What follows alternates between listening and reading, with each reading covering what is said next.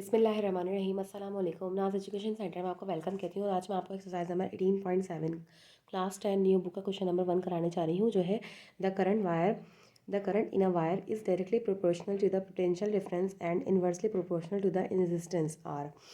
ठीक है, रेजिस्टेंस को आर से डिनोट करते हैं, तो आपको मालूम होगा इफ़ आई, यानी कि आई किसका डिनोट करते हैं, आई इसका सैम्पल है करंट का।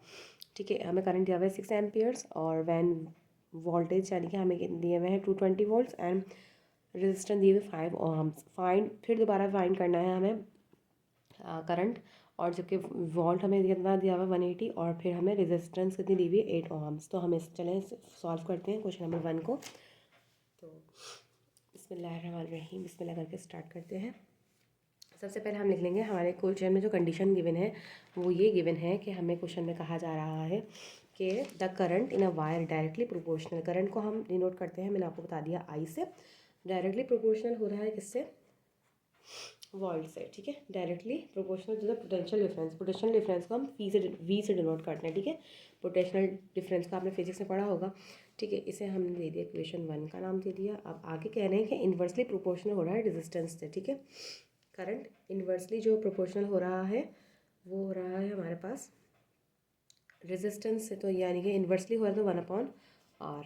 ये हो गया हमारे पास इक्वेशन 2। ऐसे हमने इक्वेशन 2 का नाम दे दिया। अब इन दोनों को मर्ज कर लेते हैं, तो ये हमारे पास क्या बन जाएगी, आई डायरेक्टली प्रोपोर्शनल हो रहा है वी, यानी कि पोटेंशियल डिफरेंस अपॉन रेजिस्टेंस से। ठीक है, अब आप ये देखिए, जब हम डायरेक्टली प्रोपोर्शनल का साइन हटाते हैं तो इक्वल का साइन लगा के एज अ कांस्टेंट ले लेते हैं, और वी अपॉन हम लिख लेंगे आर।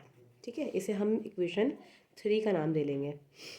अब आगे हमारे पास जो क्वेश्चन में कंडीशन गिवन है ना, हम उसके मुताबिक काम करेंगे। ठीक है, आगे हमें क्वेश्चन में कह रहे हैं कि इफ़ 6 एम्पियर, करंट कितना हो, 6 एम्पियर हो, और वोल्ट कितने 220 हो। ठीक है, तो और रेजिस्टेंस कितनी हो, 5 ओहम्स हो। ठीक है, तो हम लिख देंगे put I is equals to 6 ampere. अच्छा, पूरा लिखने के बजाय आप लोग खाली कैपिटल ए भी बना सकते हैं आप लोग। ठीक है, अब इसके बाद देखिए हम लिखेंगे वी इज इक्वल्स टू 220, यानी पोटेंशियल डिफरेंस कितना दिया हुआ है 220। ठीक है, और खाली हम वी बना देते हैं वोल्ट का। ठीक है, और हम यहाँ लिख देते हैं एंड हमें कितना दिया हुआ है 5 ओहम्स। 5 ओहम्स भी लिख सकते हैं और इसका सिंबल भी बना सकते हैं। ठीक है, अब हम इसको इक्वेशन में पुट करेंगे। ठीक है, इक्वेशन के हमारे पास आई इज इक्वल्स टू, यानी कि करंट इज इक्वल्स टू के से कांस्टेंट लिया, पोटेंशियल डिफरेंस और आर। ठीक है, आई की जगह पर आ जाएगा 6 इज इक्वल्स टू के, हमारे पास एज इट इज़ रहा, वी हमें दिया हुआ है 220, और अपॉन में आ जाएगा हमारे पास 5। ठीक है, 5 यहाँ डिवाइड में है, इक्वल के साथ जाकर मल्टीप्लाई करेगा, तो 6 5 जा करके दिखा देती हूँ मैं आप लोगों को, चले। और के हमारे पास 220 रहा, 6 5 जा हो जाएगा 30, और यहाँ से देखिए के मल्टीप्लाई हो रहा है ना 220 से, तो इक्वल के साथ जाके क्या हो जाएगा 220 डिवाइड करेगा 30 के साथ। ठीक है, इज इक्वल्स टू के। अब आप ये लोग ये देखिए, एक ज़ीरो से एक ज़ीरो कैंसिल हो गया, 3 डिवाइडेड बाई 22 करेंगे तो हमारे पास क्या वैल्यू निकल के आएगी 0.1363। तो के इज इक्वल्स टू 0.1363। ठीक है, ये हमारे पास निकल के आ गई कांस्टेंट के की वैल्यू। अब हम आगे मज़ीद सॉल्व करेंगे। आगे मज़ीद सॉल्व करने के लिए हमें कहना है कि इफ़, जबकि करंट कितना हो फाइंड करना है करंट, जबकि हमें वी वोल्ट कितने दिए हुए 180 वोल्ट दिए हुए, और रेजिस्टेंस कितनी दी हुई 8 ओहम दिए हुई। ठीक है, तो हम लिख देंगे, हम यहाँ पे आगे लिखेंगे put the values in equation 3। Equation 3 हमारे पास जो थी वो थी आई इज इक्वल्स टू, नहीं करंट इज इक्वल्स टू के पोटेंशियल डिफरेंस रेजिस्टेंस। ठीक है, ये थी, इसके मुताबिक हम पुट कर लेंगे। आई तो फाइंड करना है हमें, यानी करंट फाइंड करना है, तो करंट ऐसे रहा, के की जगह पे के की वैल्यू आ जाएगी 0.1363। ठीक है, और वोल्ट यानी कि पोटेंशियल डिफरेंस की जगह पे आ जाएगा 180। ठीक है, और डिवाइडेड बाय आर यानी रेजिस्टेंस कितनी दी हुई है 8 ओहम्स। ठीक है, अब आप ये देखिए, इन दोनों को मल्टीप्लाई और डिवाइड कराने पे जो हमारे पास करंट निकल कर आएगा वो होगा 3.068। ठीक है, ये हमारे पास आंसर हो गया फाइनल। तो ये था हमारे पास एक्सरसाइज नंबर 18.7 का क्वेश्चन नंबर 1। ठीक है, क्वेश्चन नंबर अब 2 की तरफ मूव ऑन होते हैं। क्वेश्चन नंबर 2 है हमारे पास, the intensity of light measure in the foot candles varies inversely with the square of the distance from the light source. Suppose the intensity of a high bulb is 0.08 foot candles at a distance of 3 meter. Find the intensity level at 8 meters.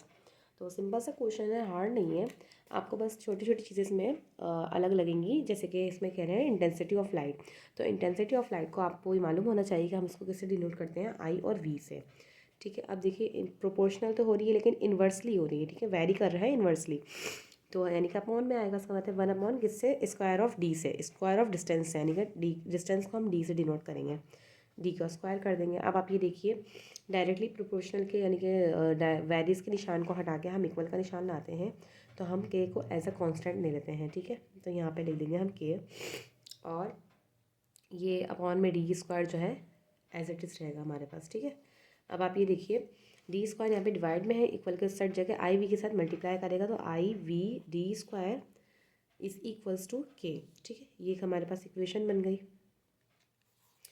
अब आप ये देखिए इसे अब हम लिखेंगे put the values, जो आगे हमें वैल्यूज़ दी हुई ना उसे हम इस इक्वेशन में पुट करेंगे। तो हम लिख देंगे पुट वैल्यूज़ इन इक्वेशन 1। ठीक है, इक्वेशन 1 में, इक्वेशन 1 क्या है, एक बार फिर कॉपी कर लेंगे, i v d square is equals to k. ठीक है, अब आप लोग ये देखिए क्वेश्चन में हमारे पास इंटेंसिटी ऑफ लाइट हमें फूड कैंडल्स की कितनी दी हुई, 0.08, तो यहाँ पे 0.08 लिख दिया हमने, और डिस्टेंस हमें कितना दिया हुआ है, 3 मीटर, तो यहाँ पे 3 का स्क्वायर आ जाएगा इज इक्वल्स टू के। ठीक है, इन दोनों को डिवाइड करा, इन दोनों को मल्टीप्लाई कराएंगे, तो 3 3 से हो जाएगा 9, 0.08 मल्टीप्लाई हो जाएगा 9 इज इक्वल्स टू के। ठीक है, ठीक है, हमने ये लिख लिया। अब हम इसे मल्टीप्लाई कर देंगे आपस में, तो ये आ जाएगा हमारे पास के इज इक्वल्स टू के की वैल्यू निकल के आ जाएगी 0.72। ठीक है, ये यहाँ तक हमने मालूम कर लिया। आगे कह रहे हैं हमसे क्वेश्चन में, find the intensity level at 8 metre. Intensity level मालूम करना है, तो अब हम यानी कि लिखेंगे पुट वैल्यूज़ इन इक्वेशन 1। दोबारा से इक्वेशन 1 में करेंगे हम। इक्वेशन 1 है i v d square is equals to k. ठीक है, देखिए आई वी यानी कि हमें इंटेंसिटी लेवल मालूम करना है, तो आई वी को हम एज इट इज़ रहने देंगे, और यहाँ पर के की जगह के वैल्यू जो हमने फाइंड की है वो आ जाएगी 0.72। डिस्टेंस जो है हमें क्वेश्चन में आगे देख कह रहे हैं 8 मीटर, तो डिस्टेंस का स्क्वायर है तो 8 पे स्क्वायर आ जाएगा। आई वी ऐसे ही रहा हमारे पास। ठीक है, इंटेंसिटी लेवल, और अब 0.72 एज इट इज़ 8 8 हो जाएगा 64। अब 64 को 0.72 से मल्टीप्लाई डिवाइड करा देंगे हम, तो हमारे पास फाइनल आंसर निकल के आ जाएगा 0.0152। ठीक है, फूड कैंडल्स। ठीक है, तो आंसर ये है हमारा फाइनल आंसर।